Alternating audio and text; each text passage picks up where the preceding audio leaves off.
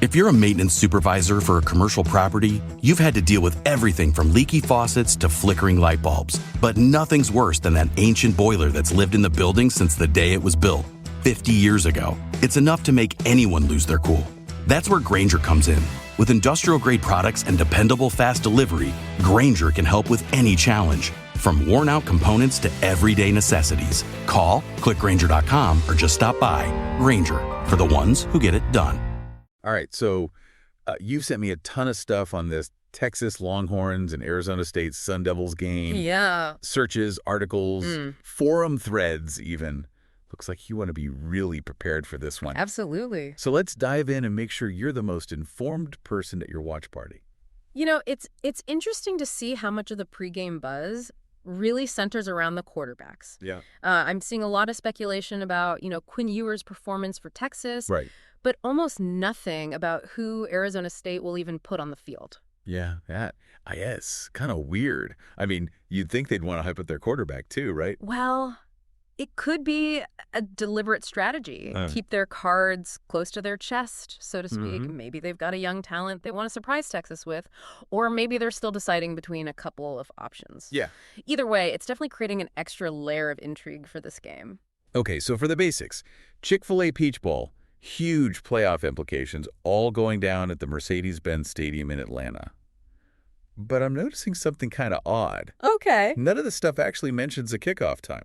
What gives? That's actually a good catch. You're right. It is unusual for that detail to be missing this close to the game. Makes me wonder if there's maybe some behind-the-scenes negotiations happening with the broadcasters or even the teams themselves. Okay.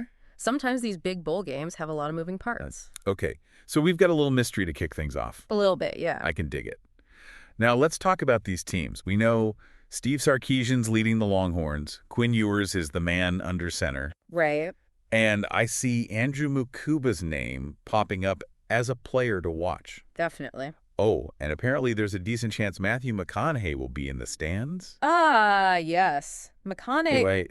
he's practically a Texas institution at this point. I know. And, his presence speaks to a larger trend in college football. The growing influence of celebrity fandom. Interesting. It's not just about alumni and students anymore. Right. Having big-name supporters can boost a team's image, attract more viewers, and even influence recruiting. So McConaughey isn't just there for the love of the game. He's practically part of the Longhorns' marketing strategy. Yeah. That's a clever. Now, what about those Sun Devils? Anything more on their mystery quarterback situation? Well, let's think about it from a strategic perspective. Okay. Imagine you're Steve Sarkisian, prepping for this game. Not knowing who you're going up against must be incredibly frustrating. Right. Does he focus on defending a pocket passer? Yeah. A scrambler? Yeah. It's a real wild card that Arizona State is holding. Could that actually give them an advantage, Yeah. going in as the underdog, Yeah. but with this secret weapon that nobody knows how to defend? Absolutely. It keeps Texas guessing, forces them to prepare for multiple scenarios, Right. which can be mentally taxing. Yeah, that makes sense. On the other hand, it could also backfire. Right. If they wait too long to name their starter, Right. it might hurt their own team's cohesion and preparation. Oh, interesting. So, yeah, there's definitely two sides to that coin. Okay, so there's a real risk-reward element to this whole quarterback secrecy. Yeah. Makes you think a bit differently about what's happening off the field, huh? A little bit, yeah. And speaking of off the field, I'm noticing a lot of these searches are about how to watch the game, where to watch it, Yeah. even some chatter about streaming options. That's really interesting. Yeah? I think that speaks volumes about the anticipation surrounding this matchup. Right. It's not just hardcore fans tuning in anymore. Yeah. With streaming platforms and social media, these college football games are reaching a much wider audience. For sure, yeah. And I'm also seeing a bunch of searches about Texas score. Interesting. Seems like Longhorns fans are pretty fixated on that. It is interesting how that phrase keeps popping up. I think it reflects a deeper connection between the fans and the team. Okay. It's not just about winning or losing. It's about how their team performs. That's right. The pride they feel in seeing those points go up on the board, it becomes a measure of their own identity as fans. So even if Texas loses, but they, put up a good fight, score some impressive touchdowns, Yeah.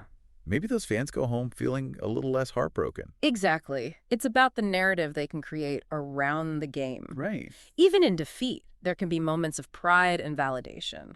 Okay, so we've got some pregame intrigue with this whole quarterback situation. We've got a whole marketing subplot with Matthew McConaughey. Yeah. And we've got a passionate fan base eager to see those Texas points rack up. I'm getting the sense this is more than just a game, it's an event. It is. And that's a reflection of how college football itself has evolved, these bowl games. Yeah. Especially the playoff contenders. Right. They're becoming spectacles. Right. It's about entertainment. Okay, storylines, Right. creating moments that resonate far beyond the final whistle. You know, I'm starting to understand why you called this a deep dive fascinating. Yeah. There's a whole lot more going on beneath the surface than I initially realized. And we've only just scratched the surface. Really? Let's delve a little deeper into the historical context of this matchup. Okay. And how it fits into the larger landscape of college football. All right, let's do it. Sounds good. You know, this Chick-fil-A Peach Bowl, Yeah. it's not just another game. Right. You know, it's steeped in history. Okay. And its place in the college football playoff system makes it even more significant. I was actually curious about that. Uh-huh. It feels like there's a lot riding on this one game. Absolutely. The Peach Bowl's been around for decades. Right. But its inclusion in the playoffs has really elevated its status. Okay. Now it's a stepping stone to the national championship with all the pressure and intensity that comes with it. And I'm seeing a lot of searches related to past Peach Bowls, especially ones that were part of the playoffs. Mm-hmm. People are really digging into the history here. Makes sense. Fans are looking for patterns. Oh. Trying to understand how previous games might predict the outcome of this one. Okay. They want to know if there's a home field advantage, if certain types of teams tend to do well in this bowl. Right. It's all part of the pregame analysis. It's like they're trying to crack the code of the Peach Bowl. Exactly. Yeah. And that's what makes these playoffs so captivating. It's not just about the current season. It's about how each game fits into the larger historical narrative of college football. You know, speaking of history, I've seen some chatter about the playoff system itself. Yeah. Some people are arguing that it's, become too big, too unwieldy. Ah, yes, the eternal debate. Right. As the playoffs expand, there are always questions about fairness. Yeah. And whether certain teams are getting a fair shot. I'm seeing a lot of that in these search results. Yeah. Particularly regarding teams from smaller conferences. Yeah, there's a whole conversation happening online about whether those teams are at a disadvantage Right. when they go up against these powerhouse programs. And it's a valid concern. Right. There's a fear that the playoffs could become dominated by a select few elite schools, Okay. leaving less room for Cinderella stories and upsets. So this game, in a way, is a microcosm of that larger debate. Yeah. We've got Texas, this big-name program with a storied history. Right. And then Arizona State, a team that's fighting to prove they belong on this national stage. Precisely.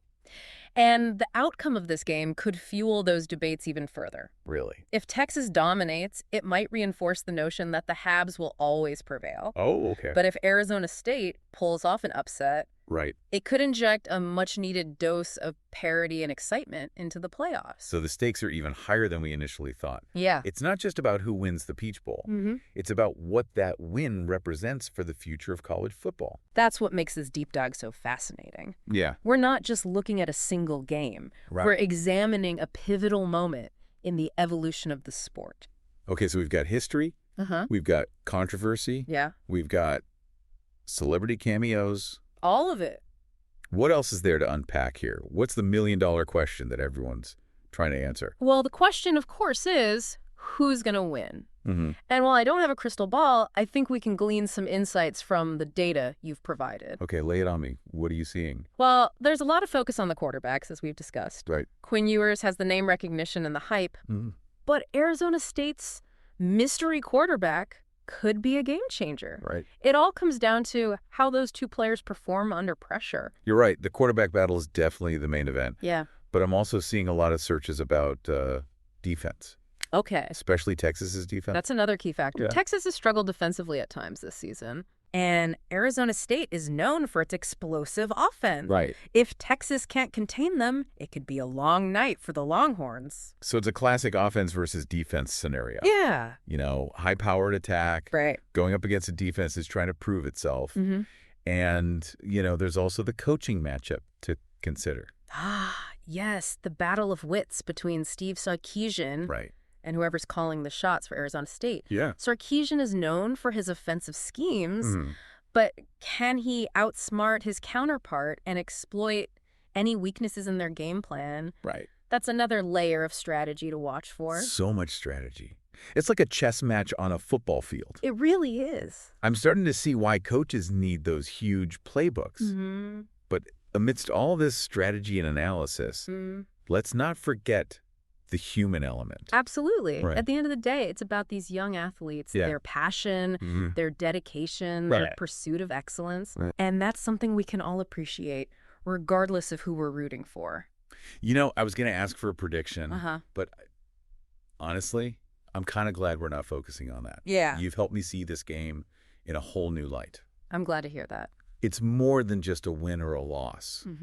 It's a story waiting to be told. And that's the beauty of sports, isn't it? Yeah. It's about the human drama, the unexpected twists and turns, the moments that stay with us long after the final whistle. All right, well, I'm officially ready to experience this story unfold.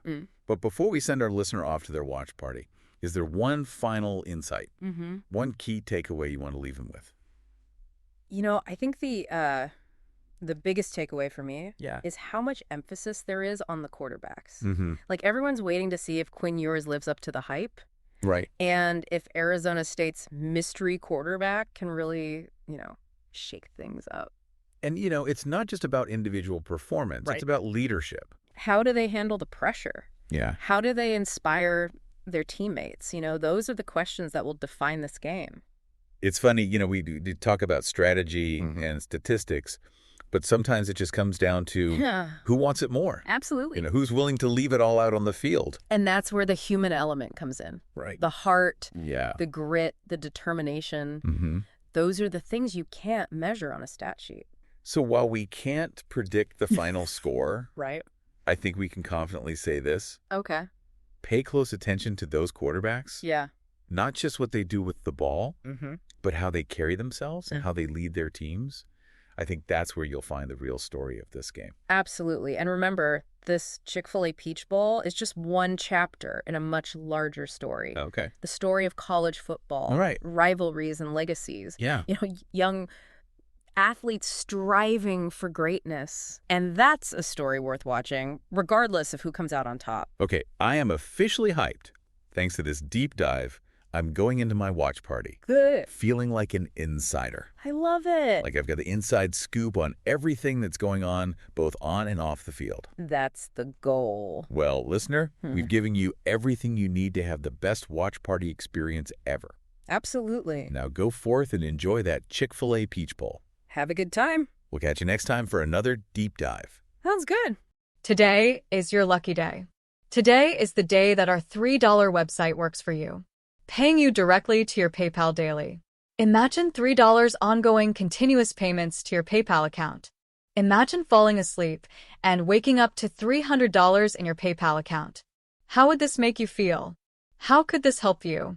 What bills could you pay? What kind of fun could you have? What does that retirement look like now? All for a one-time payment of $3. This website is DFY done for you, fully built and completely hosted, and never stops collecting payments for you. You have spent $3 on coffee on a regular, but that coffee won't help you create multiple streams of income. Click the link below.